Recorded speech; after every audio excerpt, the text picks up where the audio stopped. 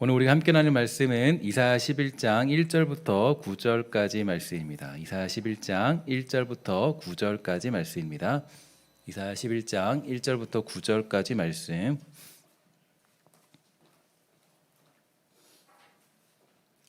한 절씩 교독하면서 읽도록 하겠습니다. 이새의 줄기에서 한 싹이 나며 그 뿌리에서 한 가지가 나서 결실할 것이요. 그의 위에 여호와의 영 곧 지혜와 총명의 영이요 무략과 재능의 영이요 지식과 여호와를 경외하는 영이 강림하시니리.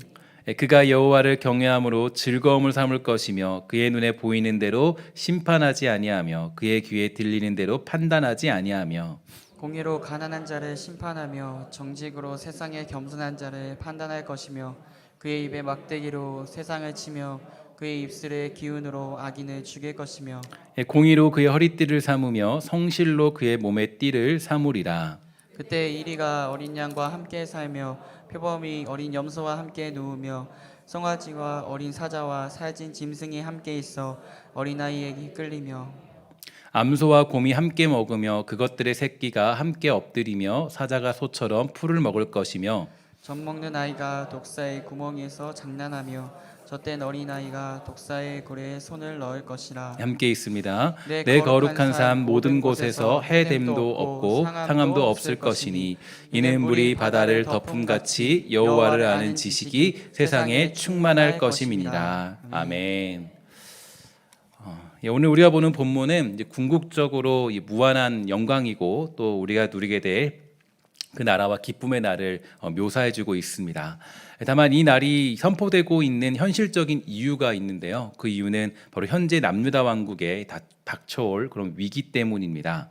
그 위기는 바로 이 북이스라엘과 또 아람 연합군의 침략인데 그 침략, 그러니까 아수르라는 그런 이 나라가 이제 굉장히 옆에서 강해지고 있어서 그 아수르가 워낙 세력을 크게 형성하게 되니까 이 북이스라엘과 아람은 이제 그 남유다랑 한편이 되어서 다시 아수르랑 맞서자 그렇게 이제 종용하고 있는 상태였습니다. 근데 그런 상태에서 남유다 왕국은 그들과 함께 한 편을 먹지 않고 이제 아수르, 그 친아수르 정책을 펼치게 되죠.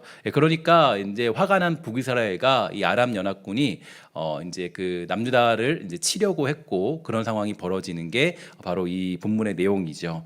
하지만 여기서 남유다 왕국은 이제 엄청난 배신을 당하고 맙니다. 어떤 배신이냐면 바로 이 도움을 청하고 믿었던 그 아수르가 오히려 유다를 점령하게 되고 이 막대한 공물을 요구하는 등 유다를 더 비참한 지경에 이르는 결과를 초래하게 됩니다. 사실 이사야는 그 아수르에게 그 도움을 청하는 것을 아주 지극히 반대했던 그런 사람 중에 한 명인데요. 이사야 7장 4절에 보면 이렇게 말합니다.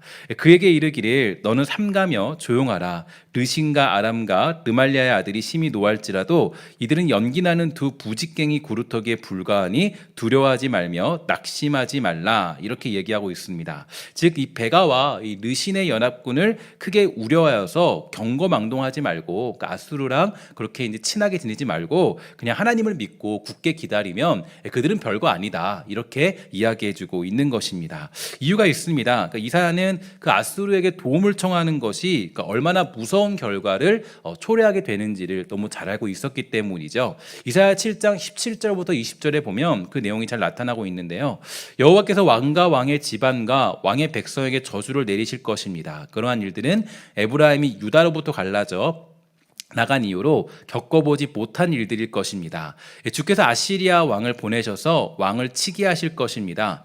그날에 여호와께서 신호를 보내시어 이집트 강 끝에 있는 파리떼를 부르시고 또 아시리아 땅에 이 벌떼를 부르실 것입니다. 그들이 와서 골짜기와 바위 틈과 가시나무 덤불과 샘물 곁에 진을 칠 것입니다. 그날에 여호와께서 면도칼과 같은 아시리아 왕을 이용해 유다를 심판하시고 유다의 머리털과 다리털을 밀고 수염까지 밀어버리실 것입니다. 이렇게 그 이사야는 보고 있었고 또 예언을 하고 있었습니다. 결국 아하스는 그 이사야의 조언을 따르지 않고요, 조금도 듣지 않고 그 아수르의 전령을 보내서 위기를 모면하려 하게 되고 이 남유다는 아주 무거운 세금을 내면서 살아갈 수 있는 운명에 처하게 되는 것, 그게 바로 이사야가 봤던 미래고 이사야가 하나님께 받았던 그런 미래적인 모습입니다.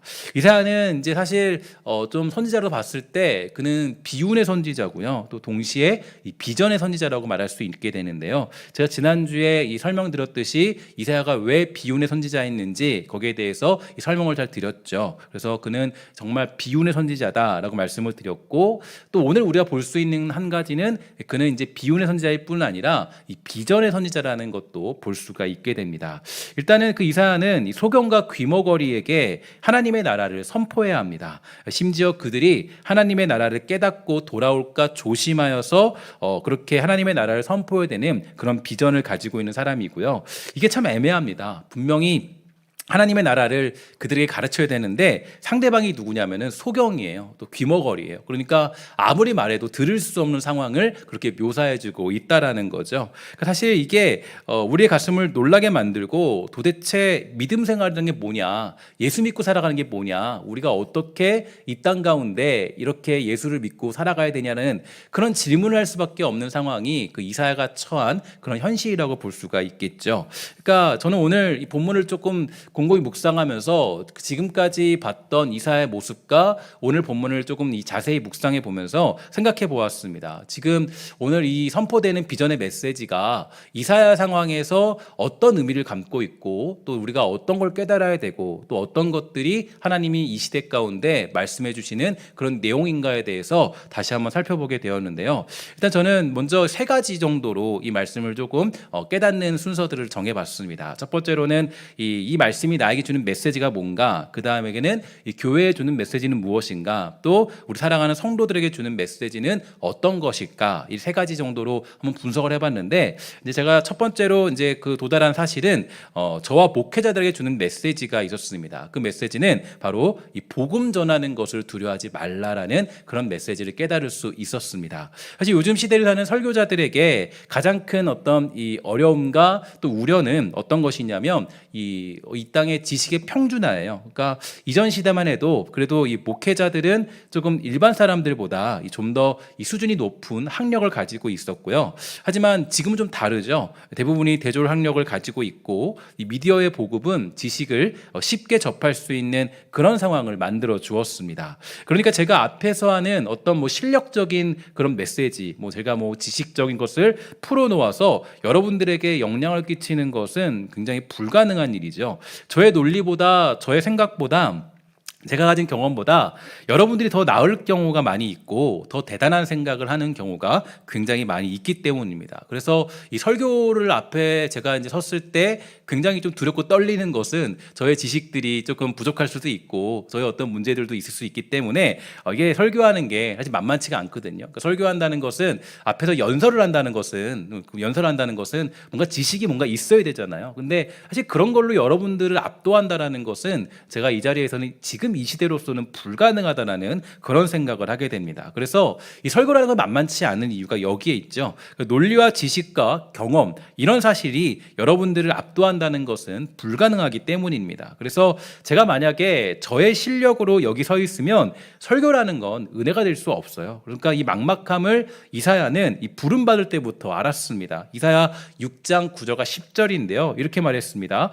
여호와께서 이르시되 가서 이 백성에게 이르기를 너희가 듣기는 들어도 깨닫지 못할 것이요 보기는 보아도 알지 못하리라 하여 이 백성의 마음을 둔하게 하며 그들의 귀가 막히고 그들의 눈이 감기게 하라. 염려하건대 그들이 눈으로 보고 뒤로 듣고 마음으로 깨닫고 다시 들어와 고침을 받을까 하노라 하시기로, 이렇게 되어 있죠. 이게 사실은 이사야가 살아가야 될 운명입니다. 이사야가 걸어가야 될 길은 뭔가 내가 엄청난 복음을 전해서 사람들이 깨닫고 부흥되고 뭔가 변화가 일어나고 그런 길을 걷는 것이 아니라, 아무리 전해도 듣지 못하는 못하는 그 백성들을 향하여서 그 걸어가야 될 운명이 이사야의 운명이었습니다. 그러니까 복음을 아무리 논리적으로 만들고 또 지식으로 한다 할지라도 무엇을 한다 할지라도 깨닫는 백성들, 그런 사람들이 없다라는 거예요. 그러니까 그들에게 그는 이 말씀을 선포해야 됩니다. 그 말씀은 무엇입니까? 이사야 7장 14절 지난주에 보았죠. 그러므로 주께서 친히 징조를 너에게 주실 것이라. 보라, 처녀가 잉태하여 아들을 낳을 것이요 그의 이름을 임마누엘이라 하라. 이렇게 말했습니다. 또 오늘 본문 1절에 보니까 이렇게 말하죠. 이새의 줄기에서 한 싹이 나며 그 뿌리에서 한 가지가 나서 결실할 것이요. 6절입니다. 그때 이리가 어린 양과 함께 살며 표범이 어린 염소와 함께 두우며 송아지와 어린 사자와 살찐 짐승이 함께 있어 어린아이에게 끌리며, 이렇게 말합니다. 그러니까 이게 사실은 이사야가 이 복음을 선포하는 내용이에요. 그러니까 하나님이 주시는 메시지고, 지금 이제 듣지 못하고 깨닫지 못하는 자들에게, 그들에게 이 막막한 복음을 선포해야 되는 자리에 서 있는 사람이 바로 이 이사야였습니다. 그러니까 이사야는 그 알지 못하는 백성들에게 하나님의 비전을 선포해야 됩니다. 그러니까 하나님의 뜻을 전해야 돼요. 더군다나 지금 이 말씀을 받고 있는 당사자는 이스라엘 백성들뿐만 아니라 이 직접적으로는 아하스 왕이 이 말을 듣고 있는 상황이죠. 그러니까 아하스가 어떤 사람입니까? 그는요, 어떻게 할 수 없는 인생, 또 전형적인 인간의 그런 모습을 가지고 있는 그런 모습입니다. 그래서 그들 앞에, 그 왕 앞에 이사야가 선 것입니다. 그 막막한 상황 앞에 서서 그는 복음을 선포하는 거예요. 그러니까 막막하고 두렵고 떨리고 또 정말 어떤 내가 전에도 듣지도 못하는 사람들에게 복음을 선포하는 게 얼마나 그 이사야의 마음이 떨리고 두렵고 무서울까요? 그 막막한 상황 앞에 서서 복음을 선포합니다. 이게 제가 굉장히 큰 도전을 주고 또 저에게 큰 힘이 되었습니다. 종종 제가 어떤 생각을 했냐면, 이제 그 택배기사 비유를 많이 들게 되는데요. 이 택배기사는 이 그 상대방의 기분이나 감정, 지식 수준과 그런 것들과 관계없이 이 주어진 일을 감당하게 되죠. 그 집에 사람이 없어도 그 앞에 배달된 물품을 전달해 놓고 합니다. 그러니까 그게 누구의 임무냐면 택배기사의 임무라는 거예요. 그러니까 오직 그는 주어진 임무에 따라서 그걸 전달해 주는 역할, 그 역할만 하는 것이 누구냐면 바로 택배기사의 역할이 되는 겁니다. 그래서 저는 이게 설교자도 똑같다고 생각합니다. 설교자도 마찬가지인 게, 제가 만약에 여러분들의 어떤 모든 지식과 어떤 환경과 수준과 그 모든 것들을 고려해서 제가 이 앞에 선다면 저는 자신감을 가질 수가 없습니다. 설교들 다 그렇겠죠. 제가 어떻게 여러분들에게 말씀을 전하고, 제가 나이도 연륜도 뛰어나지도 않은데 어떻게 복음을 전할 수 있겠습니까? 하지만 제가 하나님 말씀을 전할 수 있는 이유를 곰곰이 생각해 보니까 그것은 바로 하나님이 저에게 주신 사명이고 주고자 하는 메시지이기 때문에 저는 이 복음을 선포할 수 있게 된 것입니다. 이게 정말 중요한 것 같아요. 저는 이 자리에서 저의 경험을 자랑하는 것도 아니고 저의 능력을 드러내는 자리도 절대로 아니겠죠. 오직 하나님의 말씀과 그분의 뜻과 그 생각만을 잘 전달하면 저는 제가 할 일을 다 한 것입니다. 그것을 받고 기뻐하는 것과 외면하는 것은 그 말씀을 받은 사람들의 해야 될 몫이지 하나님의 섭리와 그분의 계획 안에 있는 것이겠죠. 이사야가 만약에 자기의 능력을 의지했다면 얼마나 막막하고 두려웠을까요? 하나님, 제가 어떻게 그걸 전합니까? 내가 말했을 때 들어야 되는 거 아니에요? 내가 말했을 때 호응하는 사람이 있어야 되는 거 아니에요? 그런데 하나님이 말씀하시기를, 야, 네가 전에도 아무도 네 말에 호응하지 않을 거야. 근데 막막한 상황에 들어가는 거예요. 사실 이 설교자들도 겁을 먹으면 이런 어떤 막막함에 처할 때가 많이 있어요. 내가 하나님, 제가 잘 준비도 안 된 것 같은데, 부족한 것 같은데, 여러 가지 문제가 있는데 제가 어떻게 복음 전하러 섭니까? 이런 고민할 때가 굉장히 많이 있거든요. 그러니까 이사야가 만약에 자기의 능력을 의지했다면 막막하고 두려웠을 거예요. 전 못합니다. 할 수 없어요. 제가 어떻게 해요, 주님? 전에도 듣지 않은 사람들에게 복음을 전하는 것은 그가 사실은 실력도 없음이 아니고 능력이 부족해서도 아니고 말이 우둔해서도 아닙니다. 사실 이사야의 그 가문을 보면요, 그 가문은 굉장히 아주 괜찮은 가문, 소위 말해서 좋은 가문에서 태어난 사람이 이사야였어요. 그러니까 이사야가 사실은 그냥 여러 가지로 봤을 때는 괜찮은 사람이에요. 근데 하나님 말씀하는 거예요. 네가 전에도 못 들을 거야. 들을 수 없어. 근데 그 자리로 가야 돼요. 그 막막한 자리로 가서 하나님의 비전을 선포해야 돼요. 하나님의 나라가 임할 것이다. 이게 그 이사야가 가야 될 길입니다.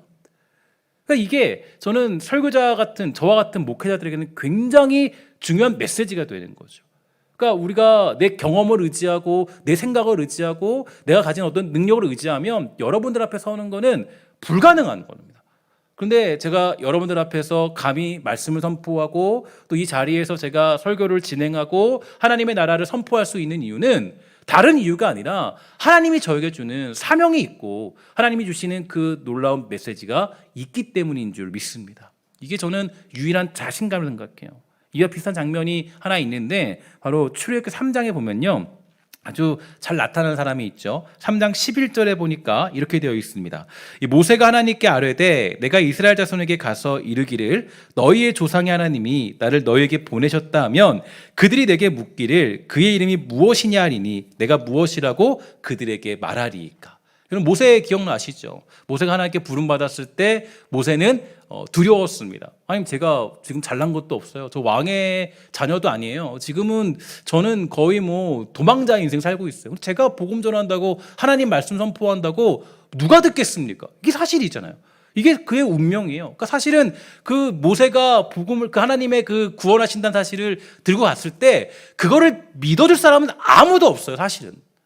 아니, 당신 그 살인자 아니냐, 도망간 사람 아니냐, 지금 당신은 그 어떤 한 나라의 왕자도 아니고 근데 당신이 뭘 전합니까? 이게 사실 모세가 가지고 있는 두려움이 맞습니다. 그 모세의 마음이 저의 마음이고 설교자들의 마음이에요. 두렵고 떨립니다. 주님, 제가 뭔데, 제가 가진 게 뭔데, 제가 뭐가 뛰어난데, 제가 가진 능력도 별로 없는데 제가 이 앞에서 어떻게 설교를 감당하겠습니까? 근데 항상 그래요. 그러니까 매번 그 두려움은 늘 가지고 있습니다. 설교를 준비할 때마다 가지고 있어요. 그럼 제가 어떻게 말씀 전할까요? 그러니까 제가 어떤 조금 예전에 조금 더 이제 어렸을 때는 말씀을 전할 때 막 이렇게 준비했어요. 근데 요즘에 조금 지나면서 느끼는 거는 하나님이 저에게 그 마음을 주실 때까지 기다리는 훈련들을 많이 해요. 계속 묵상하면서 언제 주시나, 하나님이 어떤 말씀을 주시나, 어떤 걸 깨닫게 하시나, 어떤 걸 알게 하시나, 굉장히 거기에 집중을 많이 합니다. 그러면 하나님이 주시는 마음들을 제가 가지고 설교를 준비할 때 굉장히 많이 있어요.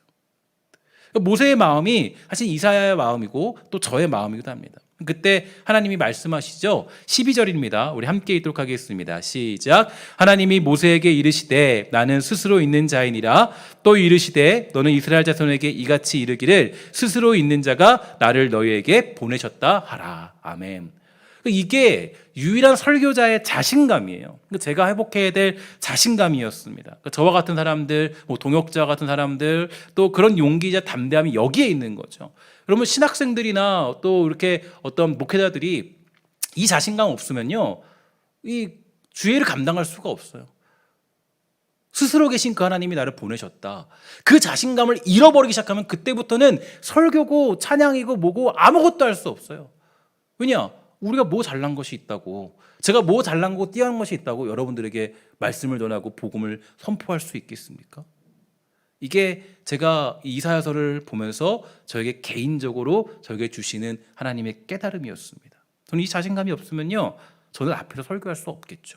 여러분들이 이끌어갈 수 없습니다. 그래서 여러분들이 저를 위해서 꼭 기도해 주셔야 될 것은 무엇이냐면, 하나님, 저 이대희 목사가 하나님이 보내셨다는 것을 잊지 않도록 해주세요. 다른 것보다, 정말 다른 것보다 여러분들이 기도해 주는 건 바로 그것입니다. 정말 저 사람이 자기 경험 얘기하지 않고 자기 생각 논리 갖고 움직이지 않고 하나님이 보내셨다는 사실을 잊지 않고 감당할 수 있도록 해주세요. 이게 여러분들이 저를 위해 기도해 주셔야 될 제목입니다. 저뿐 아니라 우리 동역자들도 마찬가지입니다. 그들 역시 하나님이 보내주신 하나님의 사람입니다. 그래서 그들 역시 정말 아론과 훌과 같은 사람들로 우리 신성교회에 보내주셨어요. 그들이 없이는 하나님의 보내심의 기쁨과 즐거움을 누릴 수 없다라는 거죠. 오늘 그러한 자신감들이 저와 우리 동역자들에게 회복되어서 우리 사랑하는 신성교회가 하나님의 살아계심을 깨닫는 그런 교회 되기를 주의 이름으로 간절히 축원합니다. 두 번째로, 오늘 본문이 이제 교회에게 주는 메시지를 생각해 보았습니다. 교회라는 곳은 무엇을 향해 달려가야 되느냐? 교회는 이 비전을 향해 가는 곳이라는 그런 생각을 할 수가 있게 되었는데요. 이 교회는 먼저 비전이 있어야 됩니다. 꿈이 있어야 돼요. 달려가고자 하는 목표가 있어야 합니다. 물론 그 목표는 단순히 교회가 성장하고 많이 모이고 그런 어떤 규모가 커지는 것에 있지 않습니다. 그러면 우리는 무엇을 향해 달려가야 될까요? 6절부터 9절인데요. 우리 아까 읽었던 말씀이니까 함께 다 같이 읽도록 하겠습니다. 6절부터 9절까지 시작. 그때 이리가 어린 양과 함께 살며 표범이 어린 염소와 함께 누우며 송아지와 어린 사자와 살진 짐승이 함께 있어 어린아이에게 끌리며 암소와 곰이 함께 먹으며 그것들의 새끼가 함께 엎드리며 사자가 소처럼 풀을 먹을 것이며 젖먹는 아이가 독사의 구멍에서 장난하며 젖된 어린아이가 독사의 굴에 손을 넣을 것이라. 내 거룩한 삶 모든 곳에서 해됨도 없고 상함도 없을 것이니 이는 물이 바다를 덮음같이 여호와라 하는 지식이 세상에서 충만할 것임이니라. 아멘. 자, 이것이 우리의 비전이고 목표입니다. 우리는 이러한 세상을 꿈꾸며 달려가야 돼요. 멈출 수 없습니다. 그때를 향해 가는 것입니다. 하지만 제가 늘 말씀드리지만 우리는 이 땅에서 이러한 나라를 만들 수가 없다라는 사실에 우리는 조금 집중해 봐야 돼요. 그러니까 이 땅에서 이 나라는 사실은 이런 나라는 완성될 수가 없습니다. 물론 우리가 이 나라를 가지고 살아가는 완성된 하나님 나라를 가지고 살아가지만 이런 나라가 이 땅 가운데 찾아올 수 없죠. 우리는 이런 나라를 만들 수 있는 힘이 없습니다. 욕심이 없고 질투가 없고 야국강식이 없는 그런 나라는 만들 수가 없어요. 우리가 존재하는 한 불완전하고 문제 있고 완성되지 않는 그 나라는 여전하고 오히려 우리는 더 심각한 상황에 이르게 될 것이다. 종말에 이르면 더 큰 문제들이 벌어질 것이다라고 성경은 우리에게 예언해주고 있죠. 하지만 우리에게는 중요한 답이 하나 있습니다. 그 답이 있는데 그 답은 바로 주님 오실 때 바로 이러한 나라가 이루어질 줄 믿습니다. 주님이 오셔야 완성된 하나님의 나라를 경험할 수 있다라는 거예요. 그래서 우리는 그 답을 향해 달려가는 겁니다. 그래서 우리는 그 답을 향해 달려가는데 전도할 때 그 예수 그리스도께서 우리를 위해 십자가를 지셨다는 사실만 가르치지만 사실 우리는 저와 여러분들이 꿈꾸는 세상과 그 비전에 대해서 알려주는 것, 이게 우리가 자랑하는 모습들이에요. 이 땅에는 절대 답이 없다. 발버둥치고 노력을 하고 어떤 일을 해도 결국 세상은 돈을 사랑하고 육체가 즐거워하는 일을 할 것이다. 하지만 우리 주님 다시 오시면 그때 우리는 이 완전한 하나님의 나라를 경험하게 될 것입니다.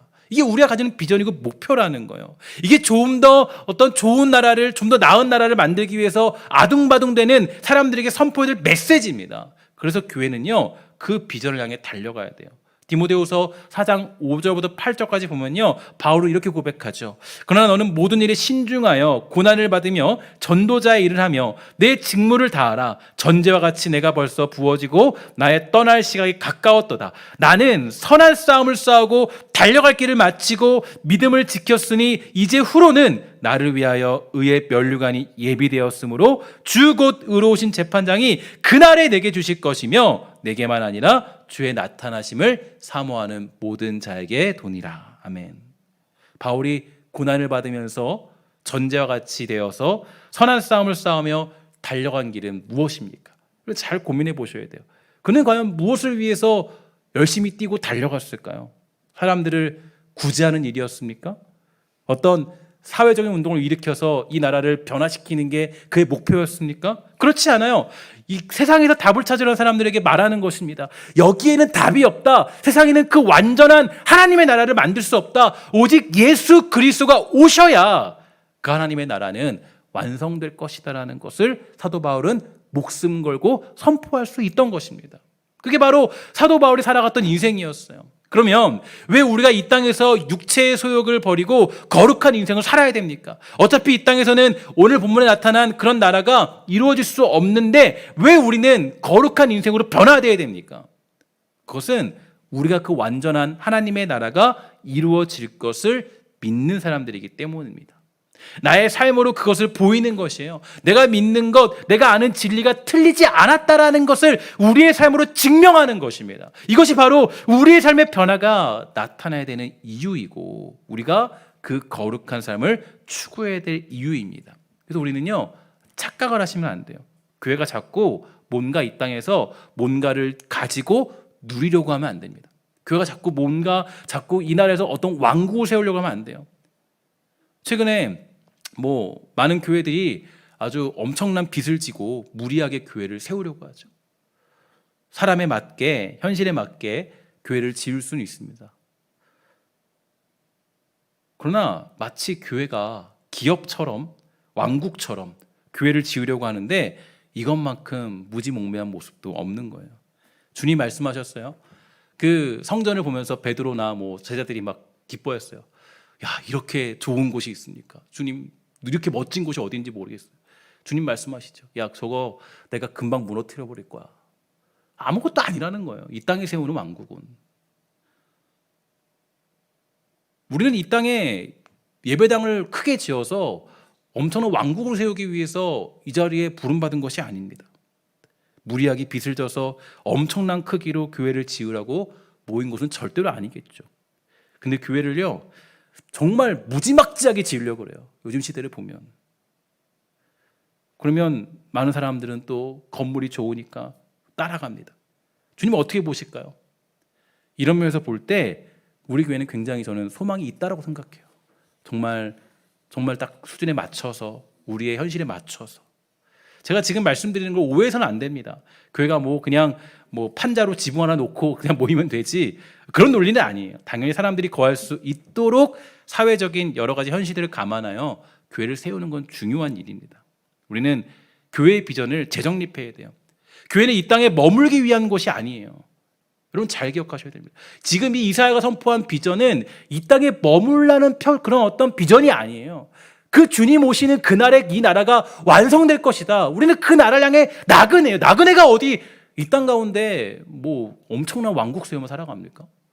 나그네의 목표는 어디 있어요? 그 왕국이 가는 거죠. 그 이루어진 왕국으로 가는 거잖아요. 그 나라로 가는 거잖아요. 그게 나그네의 인생이잖아요. 근데 우리 같은 경우 많은 세상이 어디에 있습니까? 이 나라에 그 왕국을 세우려고 해요. 저는 그래서 다시 한번 이 말씀을 보면서 제가 가진 비전과 우리 교회가 추구해야 될 비전에 대해서 재정립할 수 있었습니다. 여러분, 교회는 이 땅에 머물기 위한 곳이 아니라 그 나라의 비전을 제시하는 곳이 되어야 할 줄 믿습니다. 이게 우리가 회복해야 될 메시지예요. 저는 우리 교회를 비롯하여서 사랑하는 한국교회가 이런 허울들을 벗고 이사야와 같은 그런 꿈과 비전이 회복되기를 주의 이름으로 간절히 부탁을 드리겠습니다. 사랑의 교회를 담임하셨던 고옥하는 목사님이 이렇게 말씀하셨다 그래요. 나는 이 땅에서 너무 많이 받아서 천국 가면 어쩌면 나는 벌거숭이처럼 살지도 모르겠어. 그렇게 얘기하면서 지내셨다 그래요. 여러분, 우리가 이 땅에서 또 교회라는 곳은 이 땅에 어떤 엄청난 왕국을 세우는 게 아니라 사실은 이 땅이 아니라 주님 오시는 그날만을 향해 달려가는 거예요. 그것을 위해서 교회 건물이 필요한 것이고 여러 가지 것들이 필요한 것이지 그게 우리의 전부가 될 수 없다라는 겁니다. 여러분, 정말 우리 교회가 추구하는 것은 무엇인지, 여러분들이 꿈꾸는 교회는 어떤 곳인지 다시 한번 재정립하시고 우리 교회가 주님 말씀하시는 아름다운 교회로 나아가게 되기를 주의 이름으로 부탁을 드리겠습니다. 마지막 세 번째로 오늘 본문이 우리 사랑하는 성도들에게 주는 메시지가 있더라고요. 바로 여러분 자신감을 가지라는 거. 따라합시다. 자신감을 가지자. 네, 여러분 자신감을 가지십시오. 여러분 자신감을 가지세요. 용기를 내세요. 기독교적인 세계관의 특징은요, 미래가 정해져 있다는 겁니다. 그러니까 오늘 본문이 제시하는 이 미래는 이미 예수 그리스도를 통해서 이루어졌고 또한 궁극적으로 완성될 우리의 미래입니다. 우리는 이사야서가 제시하는 그런 미래, 그 하나님의 비전에 살게 되는데 세상적인 세계관에는요 답이 없어요. 끝이 어떻게 될지도 모릅니다. 맨날 얘기하는 게 뭐 운석이 날라와서 파괴된다, 뭐 자연재해가 일어나서 지구가 망한다, 오염이 돼 멸망이 된다, 외계인들이 침공한다, 뭐 별별 미래를 다 상상하죠.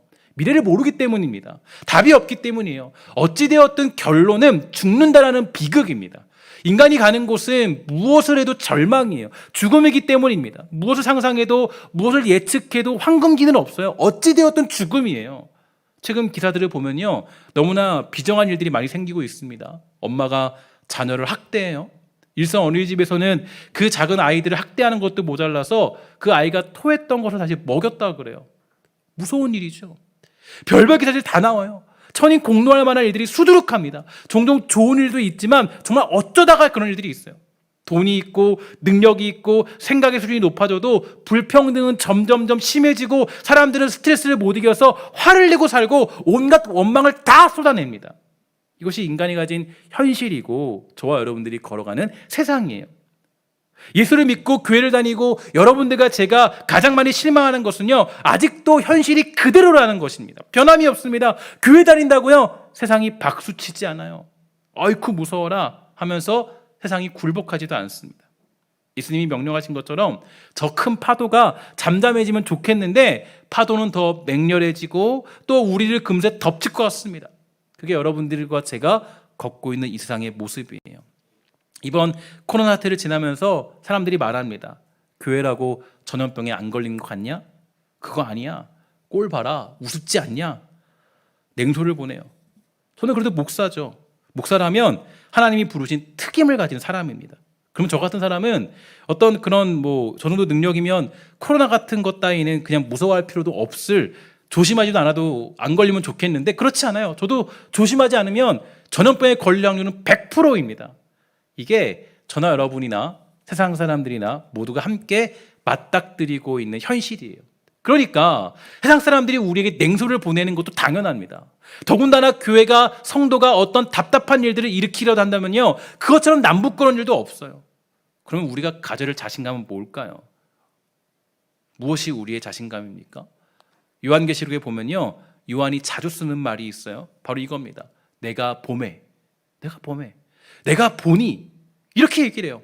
그 단어가 21장에서는 이렇게 사용됩니다. 또 내가 새 하늘과 새 땅을 보니 처음 하늘과 처음 땅이 없어졌고 바다도 다시 있지 않더라.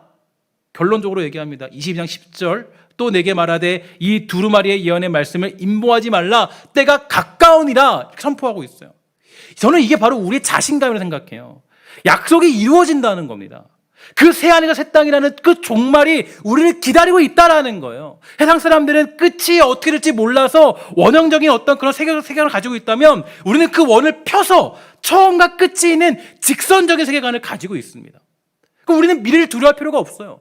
미래에 어떤 일이 일어날지, 미래가 무슨 일이 벌어질지, 우리가 어떻게 될지 걱정할 필요가 없습니다. 우리 하나님은 처음과 나중, 곧 알파와 오메가라고 우리는 믿고 있는 것이죠. 그렇게 할 때 비로소 우리가 가진 인생의 결말, 그 답답한 현실 속에서도 완성시키는 결말을 가진 그런 인생으로 우리는 살아갈 수 있는 것입니다. 그래서 우리는 이런 자신감이 회복돼야 돼요. 우리는 서로 위로하고 격려해야 됩니다. 우리는 승리할 것이기 때문이에요. 옆에 있는 사람이 포기하여서 쓰러지려고 하면요, 그를 끌고 그 완성된 하나님의 나라를 보고 살아가도록 힘을 줘야 됩니다. 정죄와 율법으로는 불가능하겠죠. 오직 은혜와 사랑으로만 가능한 것입니다. 정죄하는 것으로는 그 승리를 믿는 사람으로 살아가도록 만드는 것은 불가능하겠지만 사랑과 은혜로는 그 완성된 길을 걷는 것, 그 원동력을 허락해 줍니다. 그래서 교회 안에서는요, 정죄하는 것을 버려야 돼요. 시리에 빠진 사람에게 야, 거봐라, 김 집사 기도 안 하니까 그러지, 이것처럼 잘못된 말도 없습니다. 힘들어하는 사람에게 야, 거봐, 벌 받은 거야, 이렇게 말한 것처럼 틀린 말도 없어요. 뭐 해야 돼요? 안아주면서 힘을 주고 받아주고 넉넉한 은혜로 기도해 주셔야 됩니다. 옆에 사람 바라보면서 항상 인사할까요? 당신 때문에 힘이 납니다. 시작. 당신 때문에 힘이 납니다. 다시 한번 힘내세요. 용기 내서 다시 고백하십시다. 시작. 힘내세요. 용기 내세요. 예. 함께 걸어가는 길이에요. 함께 걸어가는 길. 그렇다고 뭔가 죄를 다 받아주는 것은 아니죠. 예수님도 막달라 마리아에게 죄에 대한은 하지 말 것을 강조하셨고, 그리고 그 은혜로 그녀를 받아주었습니다. 이게 바로 우리가, 저와 여러분들이 바로 가져야 될 마음이라는 거예요. 지금 혹시 부족한 모습이 있고 실패와 연약함이 있다 할지라도 여러분 두려워할 필요 없습니다. 따라합시다. 우리들은 반드시 승리합니다. 아멘. 이게 우리가 고백하는 유일한 위로가 승리예요. 여러분, 지금 답답한 현실 때문에 거기에 넘어지지 마세요. 지금 우리가 뭔가 가진 거 없어 보인다 할지라도, 지금 뭔가 우리가 조금 세상 사람들과 별다른 게 없다 할지라도 그 현실 가운데 쓰러질 필요가 없어요. 왜냐? 하나님은 저와 여러분들을 승리할 수 있는 자리로 인도하는 분이시기 때문입니다. 이사야가 바로 그 비전을 볼 수가 있었던 거예요. 그러니까 그는 그 승리의 길을 걸어갈 수 있던 것입니다.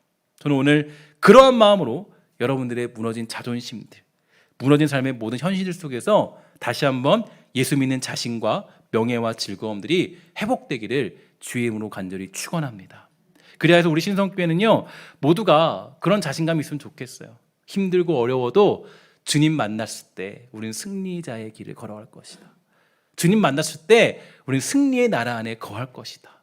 이게 정말 승리죠.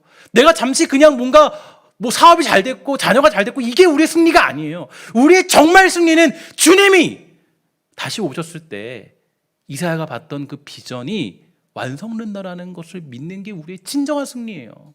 그러면 우리는 흔들리지 않는 거예요. 왜 자꾸 흔들리고 왜 자꾸 우리가 무너지고 우리 자꾸 마음속에 불안감이 찾아오는 이유가 어디 있어요?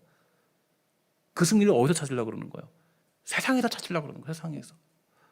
그러면 우리는 볼 게 없어요. 자꾸 무너질 수밖에 없어요. 우리의 승리는 예수님이 다시 오시는 그날에 궁극적으로 주어지는 승리인 줄 믿습니다. 그게 우리가 누리는 자신감이죠. 우리 신성교회가 예수 그리스도의 심장을 가지고 예수의 꿈을 꾸는 복되고 아름다운 교회가 되기를 주의 이름으로 간절히 축원합니다. 마지막으로 이 설교를 작성하고 이 마무리 지으면서 떠오른 인물이 한 명 있었는데요. 성경 인물 가운데 바로 노아라는 사람이었습니다. 노아 얘기 굳이 제가 다 하지 않아도 너무 여러분 잘 아시는 그런 인물의 모습일 거예요. 노아는 이 비전만을 바라보고 달려간 사람이었습니다. 그렇죠? 노아하면 떠오른 게 뭐가 있어요? 노아하면 그냥 꿋꿋이 그냥 거기서 배를 짓던 사람, 세상 속에서 하나님의 뜻과 그 역사, 그 계획과 이루심만을 바라본 사람이었습니다. 이를 묘사한 그 찬양이 있어서 제가 찬양의 가사를 읽어드리고 그 찬양의 내용을 보고 오늘 설교를 마치려고 그러는데 찬양의 가사가 참 재미있어요. 제목처럼 바로 뭐냐면 나도 바보처럼 살래요라는 그런 제목이에요. 저는 이 제목이 딱 듣는데 너무 신나는 그 음률로 이렇게 그 찬양을 지었는데 저는 그 신나는 음률 속에서 눈물 나는 거 있죠. 막 정말 너무 신나는 템포인데 눈물이 막 나요. 이렇게 얘기하는 거예요. 한번 보세요. 한번 그 가사가 이렇습니다. 산 위에서 세상 모르고 배만 만드는 노아, 당신 참 바보 같군요. 당신 정말 바보 같군요. 왜 맑은 날 배를 만드나요? 왜 하필 높은 산 위에 당신 참 바보 같군요. 당신 정말 바보 같군요.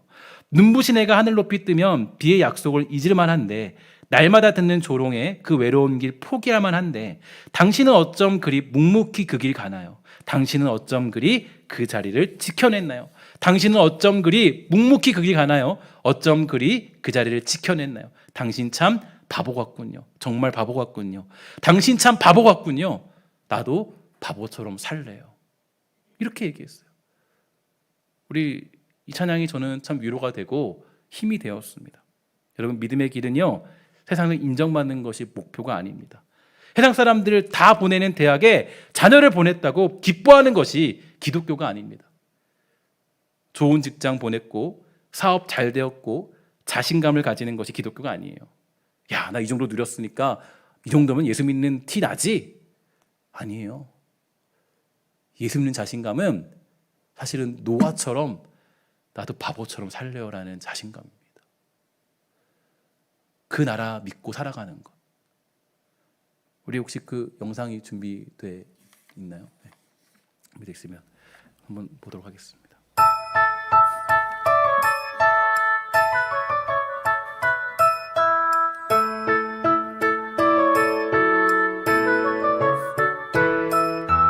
산 위에서 세상 모르고 배만 만드는 노아, 당신 참 바보 같군요. 당신 정말 바보 같군요.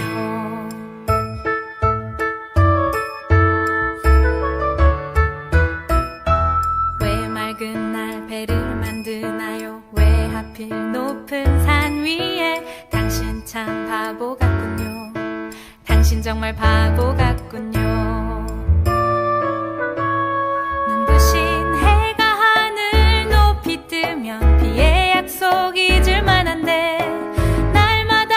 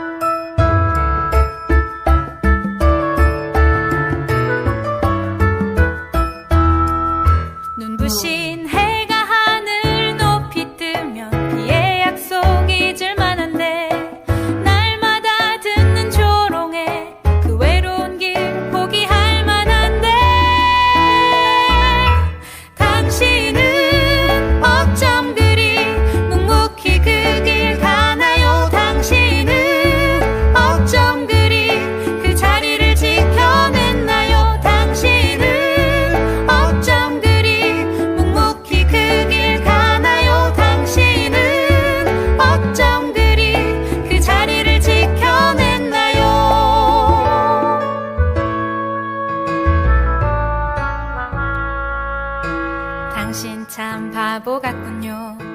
당신 정말 바보 같군요. 당신 참 바보 같군요. 나도 바보처럼 살래요.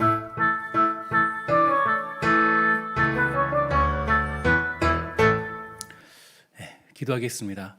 하나님 감사합니다. 우리가 이 땅을 살아갈 때 이 땅에서 우리가 잘난 모습으로 인정받는 것이 아니라 하나님 묵묵히 그 바보 같은 길을 걸어가는 승리자의 길을 걸어가도록 우리 한 영혼을 지켜주시고 하나님 믿음의 그런 길의 싸움에서 온갖 조롱이 있다 할지라도 왜 당신은 배만 짖습니까? 왜 당신은 이 아무런 징조도 안 보이는 이때 그런 짓을 합니까? 라고 우리에게 외치는 손가락질 속에 우리 사랑하는 성도들이 진정한 승리가 무엇인지를 알고 그 길을 걸어가도록 주님 허락하여 주시옵소서. 정말 이 땅에서 잘난 사람이 되고자 하는 목표가 아니라 이 땅에서 정말 예수 믿는 바보처럼 살아가는 그 믿음의 승리가 사랑하는 성도들에게 나타나서 진정한 믿음이 무엇인지, 이사야가 그 선포했던 그 비전의 기쁨이 무엇인지 다시 한번 기억하고 살아가는 복된 성도가 되도록 사랑하는 영혼들을 지켜주시고 주님 축복하여 주시옵소서. 모든 말씀 예수님의 이름으로 간절히 기도합니다. 아멘.